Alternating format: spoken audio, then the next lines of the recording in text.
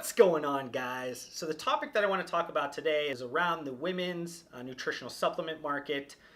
This is going to be kind of like a deep dive. It's probably not going to be comprehensive. I'm probably going to miss some things. And obviously, if I do miss anything, I would love for you guys to comment below and let me know some things that you guys would like for me to cover in a follow-up video. But the reason that I want to talk about this topic is that I just don't see a lot that's getting put out on this topic.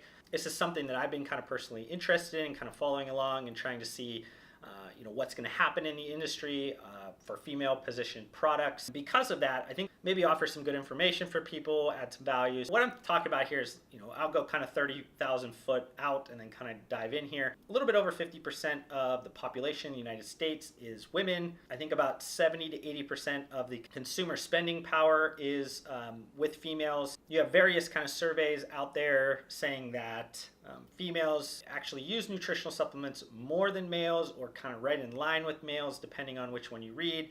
And a lot of them are pointing towards the reasoning being that they're focused more on preventative health than males. They're focused on adding supplements as kind of a part of their regimen of wellness and health. And so obviously some pretty strong kind of macro things, but just kind of looking at some sales data.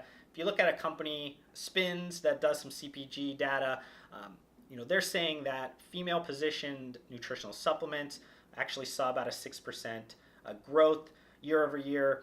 I think it's at about a $650 million base, so pretty strong piece of the pie. I don't think within that data they were talking about functional foods and functional beverages, so that 6% is really strong on a caps, powders, pills type number. So there's obviously some macro things going on. There's also some sales trends going on that are super positive. So with the story that I'm painting, you'd think to yourself there'd be just as much of a proliferation with nutritional supplement brands that are focused on women than there is kind of as a whole market. And that's not the case. There's not as many. I mean, there's more that's happening, but there's not as many in proportion to kind of male-centric. And then there's a lack of people that are focusing on more neutral kind of position branding or products. So you're not really seeing a lot of people meeting this growth. It got me kind of thinking, got me to kind of look at things a little bit differently, and why I wanted to kind of make this video, because I think probably a lot of people are also thinking like me. And I think to answer this question for everybody, I had to look kind of backwards first. Think about the history of nutritional supplements, and especially kind of the maybe the most glamorized area with sports nutrition. You guys know it's based around kind of the extremes and muscle and strength and male-oriented marketing and packaging, and just kind of all these things. That's where the start of it kind of happened. That's been kind of happening very strongly up until the last probably 5 to 7 years. On the flip side, a lot of like the scientific data behind a lot of these ingredients and things were done on males. So I don't know if there's like a closed loop that kind of happened over time that just kind of focused and made people believe that only men were taking supplements.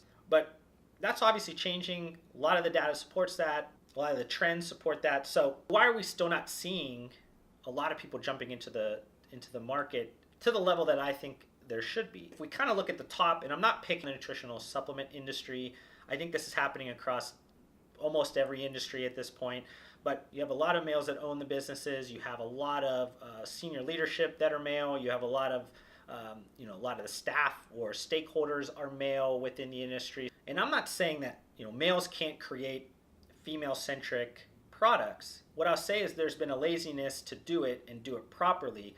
So they haven't really done a great job at it. Lately, you've seen a lot more, women-led, women-owned companies that are kind of jumping in here, and they're really filling the void.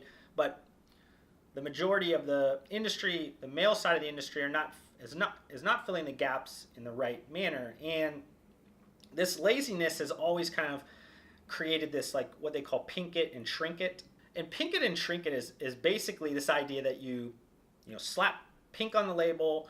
And in the case of like nutritional supplements, the shrinking happens to be like with kind of taking some ingredients off of like the male formula of a product and just kind of giving them watered down nutritional supplement and thinking, hey, this is great. They're just smaller male anyways. They just need a little less.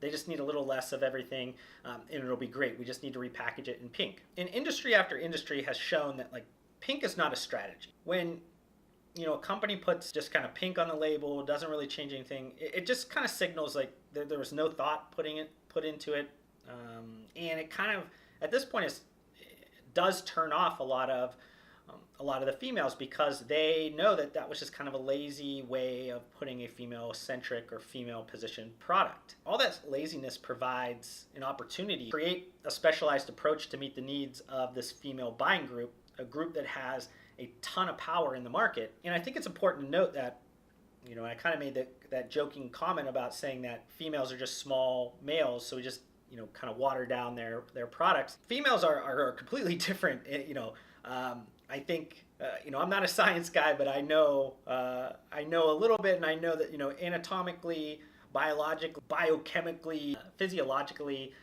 they're just different people. They need different things. And they also kind of deal with this, kind of cycle that happens every month that, creates a lot of issues with hormones that can affect kind of muscles and joints and energy and a lot of other things. And those are huge things that companies need to consider if they're creating product to be positioned for females. So what kind of products are females buying now? What are the products that are growing?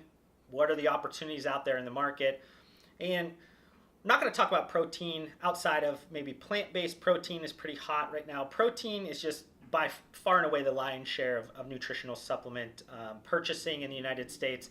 That in itself, they're buying a lot of protein. I don't think I need to cover that. That's just kind of a basic, that's just a basic thing that any company owner should know. What they are kind of seeing some growth in is mood enhancers or like focus type of products. You're seeing a lot of things around digestive health. You're seeing some things around like premenstrual relief, trying to figure out ways to kind of combat some of that. You're seeing this rise in like beauty and wellness being intermixed with supplements, and this kind of mashup is happening in tons of different categories with the nutritional supplements. And women's specifically, I think it's driven by a lot with this like collagen everything that's kind of being popularized right now. And kind of touched on it before, but plant-based, anything vegetarian, vegan, flexitarian, I think is kind of the term that's getting thrown around a lot. One of the areas that I found interesting, one that I think is a misconception a lot is with kind of weight management or fat burning products.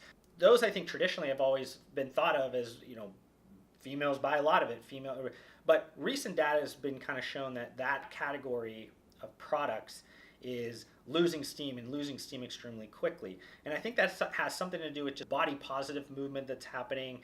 Just a lot of people, worrying more about health and wellness over just this magic pill that people have realized is just not in existence. And then I know I didn't talk a lot about just kind of generational or age type of specific things across all kind of the buying groups, generational buying groups.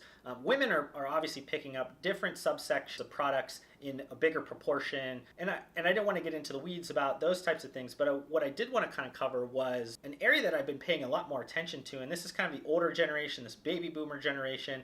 And among kind of like all of the generational categories, they're actually seeing one of the highest growth rates, 10% year-over-year growth in buying of nutritional supplements, targeting of kind of the older generation, making sure you're speaking to them, making sure you're creating products that might be an extremely fruitful venture for somebody. It just depends on how you kind of want to throw it together.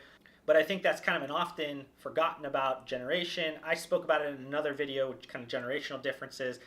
Actually, when baby boomers kind of get up to a certain level, they actually buy at the same they kind of buy similar products to the millennial buying group and kind of in the same proportion. So they're actually changing the idea with a lot of CPG categories on the way you need to market to them. They're really changing what a lot of the industry thinks of with aging and longevity. So just something to think about. Another kind of honeypot that might be within this kind of bigger one that I'm talking about here in this video. And I think I'll end this video here. Like I said, guys, hopefully this kind of sparks some discussion, sparks some energy towards this area.